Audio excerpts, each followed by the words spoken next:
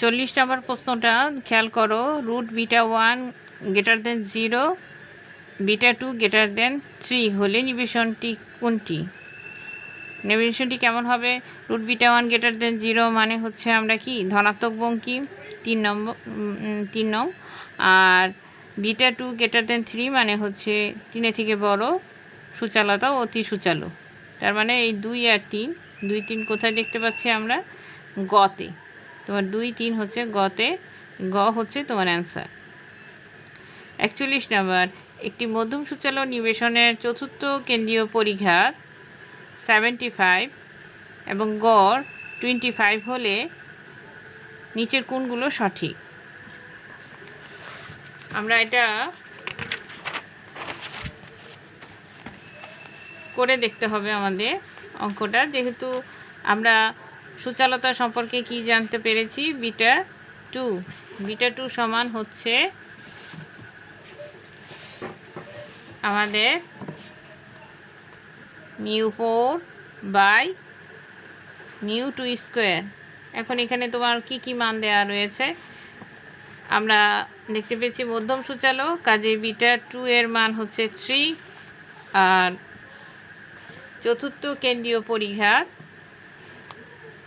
μ4 হচ্ছে 75, আর x bar হচ্ছে 25। এখানে কিন্তু তোমার দুই ধরনের মান আমরা দেখতে পাচ্ছি, একটা হচ্ছে সিগমা আর একটা হচ্ছে বিভেদাঙ্ক।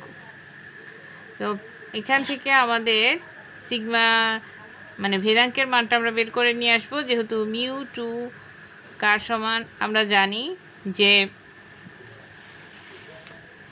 দ্বিতীয় কেন্দ্রীয় পরিঘাতের সমান। আমরা μ2 এর মানটা আগে বের করে নিয়ে আসবো। μ2² সমান আমরা কি লিখতে পারি? μ4/বিটা 2। এখানে μ4 এর মান 75 ভাগ 3 আমরা পাচ্ছি হচ্ছে 25। এটা আমরা কি দেখতে পাচ্ছি? μ2² সমান। তাহলে μ2 সমান আমরা কি পাচ্ছি? আমি যদি উভয় পক্ষকে বর্গমূল করে দেই, μ2 মান পাচ্ছি 5। তাহলে এটা এই μ2 5 মানে হচ্ছে আমরা কি জানি? μ2 হচ্ছে σ² সমান 5, μ2 ভেদাঙ্কের সমান। তোমার এখানে কিন্তু একটা অপশন রয়েছে যে σ² এর মান কি 25? না, আমরা কি দেখতে পেলাম? σ² সমান আমাদের মান বের হয়ে আসছে 5। তাহলে তোমার 3 নংটা ভুল। এবার এখান থেকে আমরা সিগমার মানটা কত পাই? দেখো, সিগমা হচ্ছে √5। সেই অনুসারে আমার কোশ্চেনের মধ্যে তাহলে 3 নংটা ভুল আর 1 নংটা সিগমা √5 এটা আমার মিলে গেছে। এখন দেখতে হবে বিভেদাঙ্কের মান 4 × √5% কি না। আমরা এখান থেকে এখন বিভেদাঙ্ক বের করব। আমরা বিভেদাঙ্ক সমান কি জানি? বিভেদাঙ্কের সূত্রটা আমাদের বিস্তারের অধ্যায়ে আমরা পড়েছি। কোএফিসিয়েন্ট অফ ভেরিয়েন্স সমান হচ্ছে আমাদের কি? σ/x² × 100। আমার সিগমার মান হচ্ছে √5, x² এর মান আমার অঙ্কে দেওয়া আছে 25 × 100। তো এখান থেকে আমরা যদি কাটি তাহলে কিন্তু আমরা এখানে 4 পাচ্ছি, তার মানে হচ্ছে 4 × √5%। বিভেদাঙ্কের মান বের হয়ে আসছে 4 × √5%।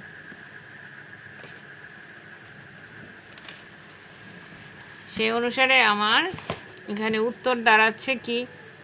1 নং আর 2 নং। 1 নং আর 2 নং হচ্ছে তোমার উত্তর হচ্ছে 41 নম্বরের উত্তর হচ্ছে ক। 42 নম্বর, গণসংখ্যা নিবেশনে প্রান্ত খোলা শ্রেণী সীমা থাকলে কোন সূত্রের সাহায্যে বঙ্কিমতা নির্ণয় করা যায় না? স্টুডেন্টরা খেয়াল করো, আমরা প্রান্ত খোলা কখন থাকলে কখন কোন মানগুলা, কেন্দ্রীয় প্রবণতার কোন মানগুলো আমরা বের করতে পারি না। আমরা কিন্তু যখন আমাদের প্রান্ত খোলা থাকবে আমরা গড় বের করতে পারবো না।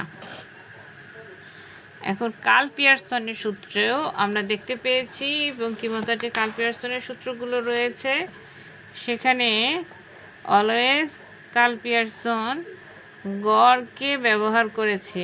গড় মাইনাস, উনি দুইটি সূত্র দিয়েছিল, একটি প্রচুরক দিয়ে আরেকটি সূত্র দিয়েছে উনি মধ্যমা দিয়ে।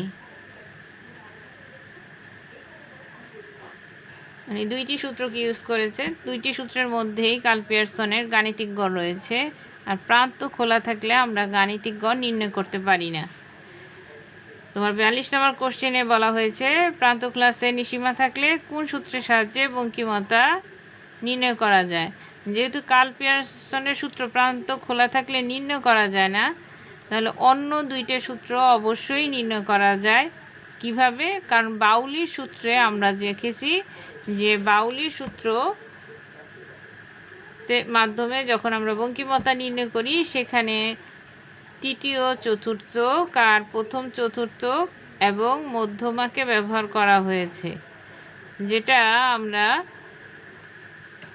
তৃতীয় চতুর্থক মধ্যমা, চতুর্থক আর মধ্যমা নির্ণয়ের জন্য কখনোই আমাদের প্রান্ত খোলা সমস্যা হয় না। এগুলো মাঝখানের মানগুলাকেই আমরা বেশিরভাগ ক্ষেত্রে ব্যবহার করে থাকি। আর কেলির সূত্রে ও ঠিক একইভাবে আমরা দেখতে পেয়েছি যে উনি দশমক ব্যবহার করেছে, নবম দশমক আর প্রথম দশমক আর মধ্যমা।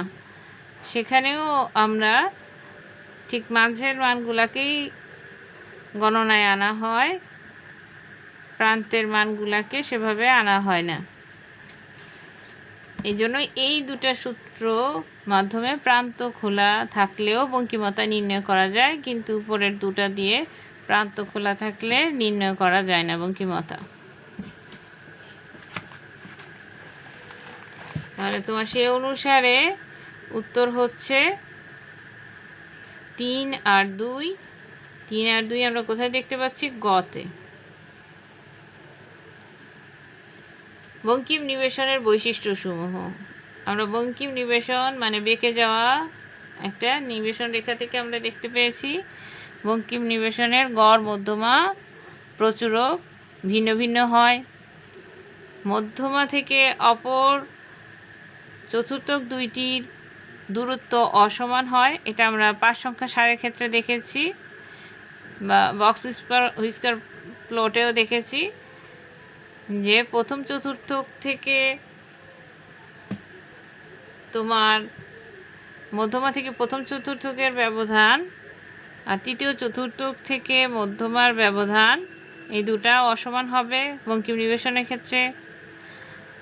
আর সর্বোপরি গণসংখ্যা রেখাটা অপ্রতিসম হবে, মানে সাম্যের অভাব থাকবে, একদিকে বেশি বিস্তৃত থাকবে। আর গড়, মধ্যমা, প্রচুরক অসমান হবে। এখানে তিনটাই তোমার উত্তর, তার মানে হচ্ছে উত্তর হচ্ছে ঘ।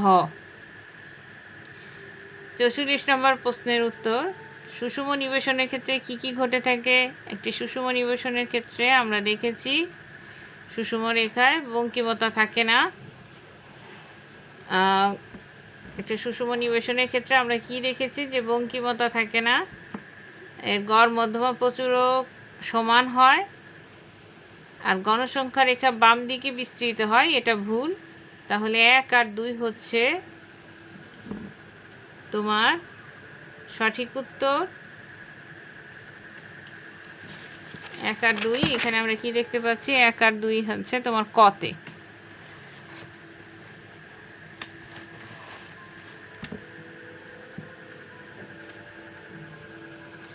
পঁয়তাল্লিশ নম্বর কোশ্চেনে আমরা দেখতে পেলাম বিটা 2 দ্বারা গণসংখ্যা নিবেশনের ধারণা পাওয়া যায়।